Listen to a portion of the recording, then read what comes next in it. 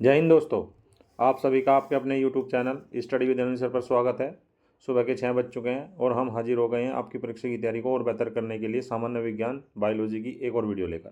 तो वीडियो को like and share करें और हमारे चैनल को सब्सक्राइब करें तथा बेल आइकन को प्रेस करें, जिससे हर वीडियो का नोटिफिकेशन पहुँचे आप पर सबसे पहले। तो चलिए शुरू करते हैं आज की वीडियो। जीव विज्ञान, टॉपिक है कोशिका। क्वेश्चन, यूकेरियोटिक कोशिकाओं में प्लाज्मा झिल्ली किसकी बनी होती है?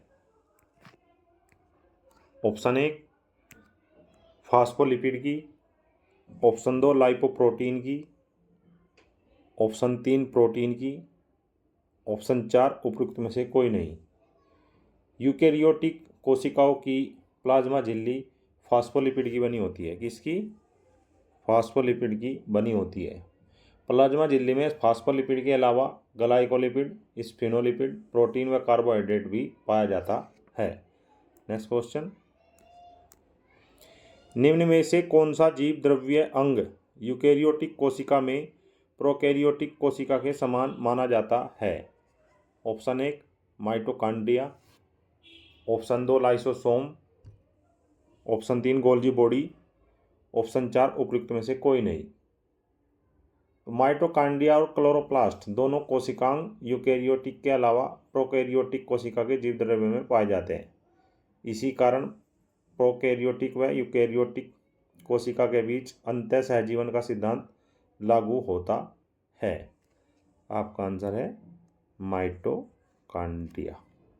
नेक्स्ट क्वेश्चन, जीवित शरीर में कोशिका तथा ऊतक के मरने को क्या कहते हैं? Option 1 nephrosis, option 2 neutrophil, option 3 necrosis, option 4 उपयुक्त में से कोई नहीं। तो नेक्रोसिस में जीवित कोशिकाओं में किसी कारण जैसे बीमारी, संक्रमण, चोट के कारण नष्ट हो जाना या मृत्यु हो जाना, इसको सेल्यूलर मृत्यु भी कहते हैं। अर्थात जीवित शरीर में कोशिका तथा ऊतक के मरने को नेक्रोसिस कहते हैं। नेक्स्ट क्वेश्चन, कौन से विभाजोत्तक परिपक्व ऊतकों के बीच में पाए जाते हैं?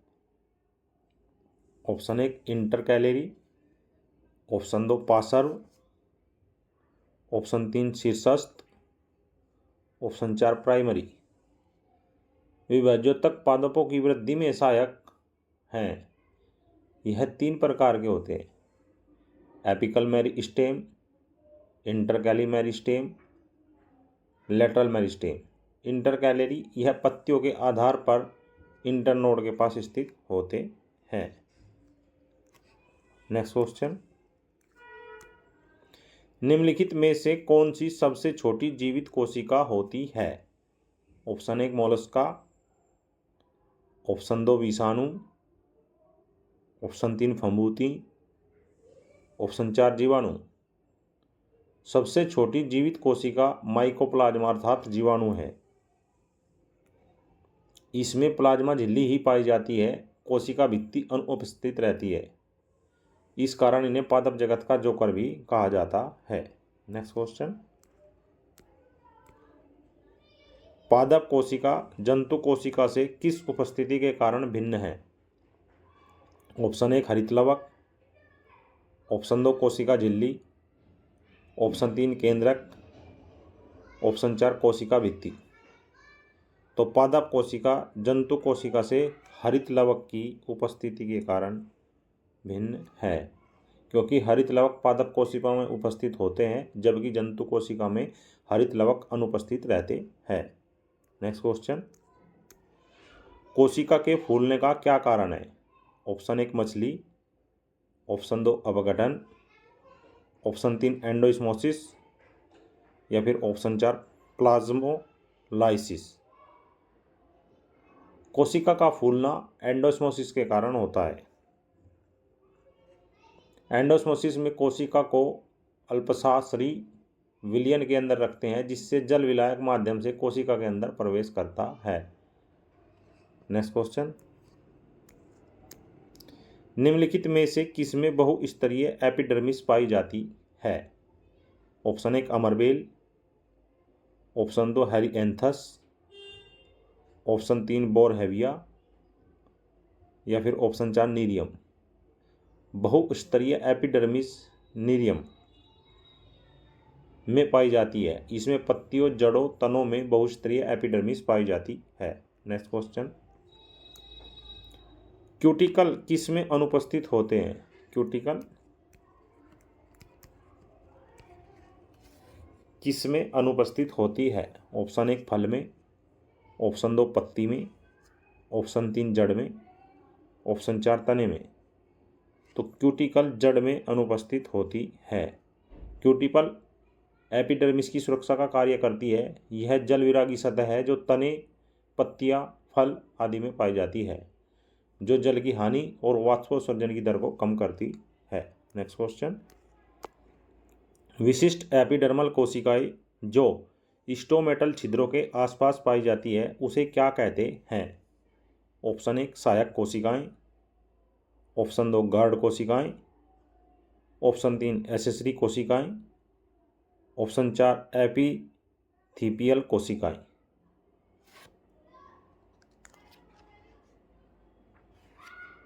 स्टोमेटा के चारों ओर 2 गार्ड कोशिकाएं होती हैं। गार्ड कोशिकाओं की आंतरिक भित्ति मोटी व बाहरी भित्ति पतली होती है। यह स्टोमेटा के खुलने व बंद होने के लिए सहायक है। गार्ड कोशिकाओं में हरितलवक, रिक्तिका और केंद्रक होता है। गार्ड कोशिकाओं को चारों ओर से एसेसरी सडबरी कोशिकाएं भी घेरे रहती हैं। नेक्स्ट क्वेश्चन, केंद्रक के अलावा डीएनए कहाँ पाया जाता है? Option 1 ribosome, option 2 mitochondria, option 3 अंतःद्रव्य जालिका, ऑप्शन 4 गोल्जी बॉडी। तो केंद्रक के अलावा डीएनए माइटोकॉन्ड्रिया वह हरितलवक में पाया जाता है। माइटोकॉन्ड्रिया व हरितलवक के डीएनए को नॉन मेंडेलियन डीएनए भी कहते हैं। नेक्स्ट क्वेश्चन, गुणसूत्र अर्थात क्रोमोसोम का अध्ययन किस अवस्था में सबसे अच्छे से किया जाता है? ऑप्शन 1 पूर्वावस्था, option 2 zygotene, option 3 metaphase, option 4 मध्यावस्था। गुणसूत्रों अर्थात क्रोमोसोम्स का अध्ययन कोशिका विभाजन की मेटाफेज अवस्था में किया जाता है, क्योंकि इस अवस्था में गुणसूत्र संघनित होते हैं और कोशिका के मध्य अक्ष पर स्थित होते हैं। नेक्स्ट क्वेश्चन, सेल्यूलोज किस प्रकार के पोषक तत्व का उदाहरण है? Option 1 vitamin, option 2 carbohydrate, option 3 वसा, ऑप्शन 4 प्रोटीन। सेल्यूलोज कार्बोहाइड्रेट का पॉलीसेकेराइड है।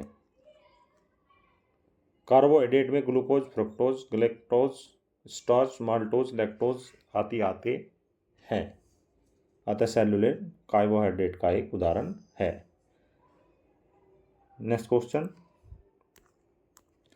विभिन्न पादप ऊतकों को किस प्रकार पर विभाज्योतक ऊतक तथा अस्थायी ऊतक में वर्गीकृत किया जाता है? ऑप्शन 1 स्थिति से, ऑप्शन 2 विभाजन क्षमता से, ऑप्शन 3 आकार से या फिर ऑप्शन 4 उपरोक्त में से कोई नहीं। विभाज्योतक ऊतक में विभाजन की अत्यधिक क्षमता होती है। इसमें विभाजन के द्वारा ही संपूर्ण पादप का विकास होता है। यह प्राथमिक व द्वितीयक ऊतक होते हैं, जैसे प्रहो, मूल विभाज्योतक। अस्थायी ऊतक में विभाजन की क्षमता नहीं होती। यह पादप में सहायक क्रियाओं, यांत्रिक सहायता, संचय का कार्य करते हैं। अतः आपका आंसर है विभाजन क्षमता के आधार पर विभाज्योतक ऊतक और अस्थायी ऊतक को वर्गीकृत किया जाता है। नेक्स्ट क्वेश्चन, निम्नलिखित में से कौन सा जीव कोशिका सिद्धांत का अनुसरण नहीं करता है? ऑप्शन 1 पौधे, ऑप्शन 2 विषाणु, ऑप्शन 3 जीवाणु, ऑप्शन 4 कवक। विषाणु क्या? विषाणु कोशिका सिद्धांत का अपवाद है। यह प्रोकैरियोटिक व यूकैरियोटिक दोनों में सम्मिलित नहीं है। यह सजीव व निर्जीव के बीच की एक कड़ी है। नेक्स्ट क्वेश्चन, निम्न में से कौन सा रासायनिक समूह कोशिका विभाजन और शाखा निर्माण को प्रभावित करती है? Option 1 cytokinin, option 2 dormin, option 3 auxin, option 4 gibberellin. Cytokinin एक पादप हार्मोन है जो कोशिका विभाजन, अंगजनन, पत्तियों की संरचना को बनाए रखने का कार्य करती है या उनके शाखा निर्माण को प्रभावित करती है। नेक्स्ट क्वेश्चन, यूकेरियोटिक कोशिका में आरएनए संश्लेषण कहाँ होता है? ऑप्शन 1 सेंट्रियल में, ऑप्शन 2 राइबोसोम में, ऑप्शन 3 माइटोकॉन्ड्रिया में, ऑप्शन 4 केंद्रक। आरएनए का संश्लेषण केंद्रक के अंदर ट्रांसक्रिप्शन के द्वारा होता है, जबकि राइबोसोम प्रोटीन संश्लेषण का कार्य करता है और सेंट्रियल गुणसूत्रों के विभाजन में सहायक होता है। नेक्स्ट क्वेश्चन,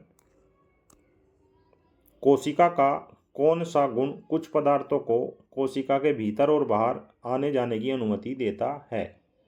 ऑप्शन 1 कोशिका भित्ति, ऑप्शन 2 कोशिका द्रव्य, ऑप्शन 3 जीव द्रव्य, ऑप्शन 4 प्लाज्मा झिल्ली। कोशिका में कोशिका भित्ति के नीचे प्लाज्मा झिल्ली उपस्थित होती है। यह कोशिका को बाहरी आघातों से बचाती है और बाहरी व आंतरिक वातावरण को अलग अलग करती है। यह अर्धपारगम्य व चयनात्मकता पारगम्यता दर्शाती है।